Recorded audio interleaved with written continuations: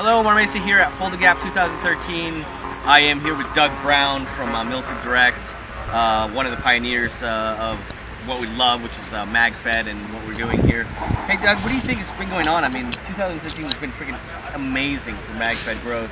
Last year at Fulda Gap, I imagine there wasn't nowhere near the amount of magfed players that you have here. No, last year was the very first year that we actually did a magfed game. Ferg and Leanne and Green Man, who run the show here, they're just wonderful about anything that I want to do. They go, sure, we'll try it. We'll try it out. And like I said, yeah, the response around here has been great. The crowd around here is very tactical oriented, very scenario oriented. Obviously, Fulda Gap's one of the biggest scenarios of the year. And like I said, just a lot of really good players around here, and they just really magfed struck a chord with them. I mean, they just, they like the idea of I've got 20, you've got 20, and it's fair. The fair is fun. It even goes further than that. I mean, definitely there's a lot of people here that are still using the speedball, the hopper. Oh, sure. But I see a lot of magfed players just going at it head to head, yeah, and holding their own. I mean, quite well. So I mean. Yes, and their first strike has a lot to do with that. Of course, Again, first strike's more range, and it can offset, volume by accuracy. Indeed. To some extent, it's just. You're probably gonna get lit up at some point or another, of course. I mean, if you're. Oh, sure. Regardless of what you're running, but I mean, the fact is that it's growing. And I mean, Doug, thank you so much for really pushing this out here. I mean, I think this is your backyard, that's what I've been told. But, yeah, I mean, I'm just about 2 hours down the road. So right. It's not a big. I actually come to play here more than I do other fields that are a whole lot closer. Awesome. Just because there's just some great people around here. And Ferg has really been a pioneer as when it comes to uses of tanks and rocket launchers and tank and anti-tank warfare and his bunker tags. Grenadiers, he just covers a whole scope of things, and what he's doing is making it where everybody can play. I've always said that you can come out here and play if you're 15, or you can come out here and play if you're fat and 50 like me. You can ride around on a tank all day long and the hills don't kill you. Well, that's the great thing about paintball, I think, for all of us. Yeah. Now, as far as manufacturers and what they're coming out with, I mean, obviously, well, we've been in the game for a while with magfed. We've been pushing magfed from the beginning. Yeah. But what do you think about other companies? I mean, for us, I think it's absolutely great because it just. All you have to do is look around and see the interest that's being generated. Paintball's been stagnant ever since 2004. A lot of people want to blame it on the economy, but what happened is we just shot too much paint. It became unaffordable for people to play. I could buy paint cheaper than anybody on the planet because I was running one of the biggest distributors around. I worked for a major paint manufacturer. It was still cheaper for me to play golf than it was to play paintball and be competitive because of the enormous amount of paint that we had to shoot. And while the 15 ball per second AST rule came along, that it needed to be done because the cyclic rates just got insane. Everybody was working on 30. I knew people were working on 40.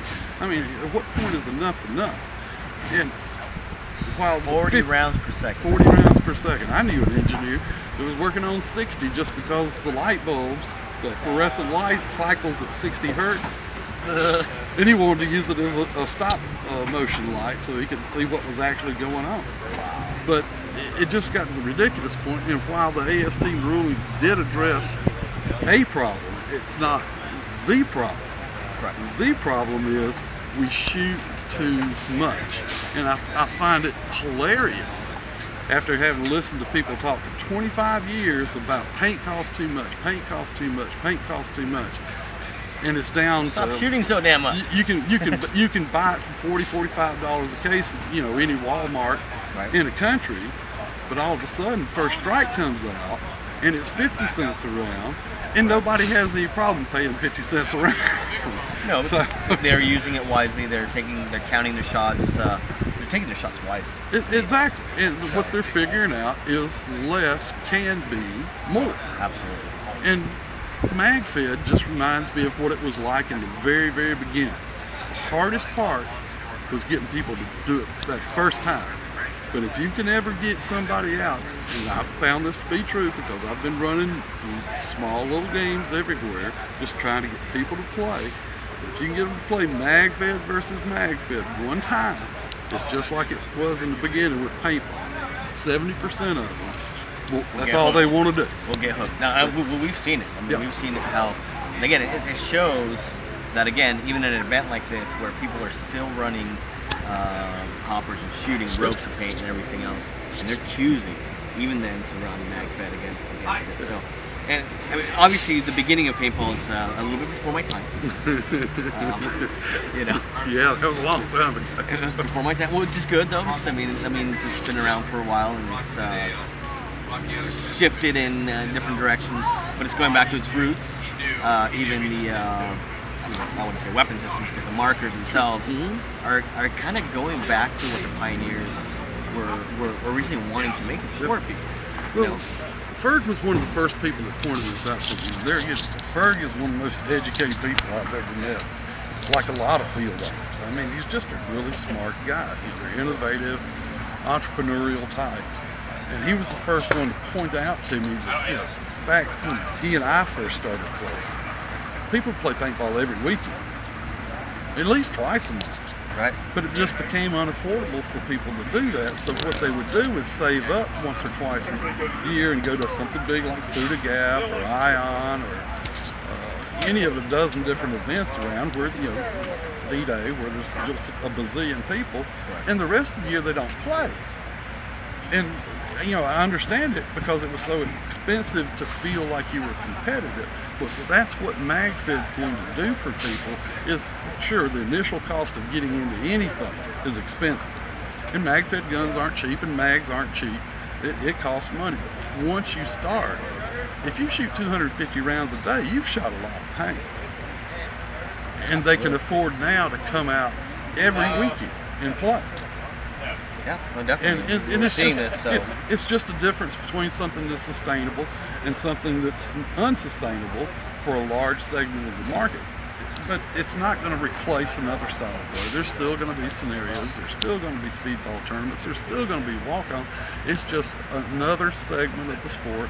And as far as it shouldn't be replaced, realistically, right? Because I mean, there's no reason to. I think every discipline in any sport or any or anything like what we're doing, it's fun in all sectors of it.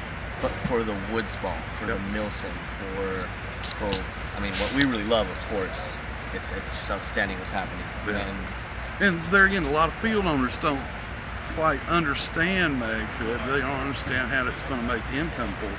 But at the same time, we see more and more and more fields going to airsoft.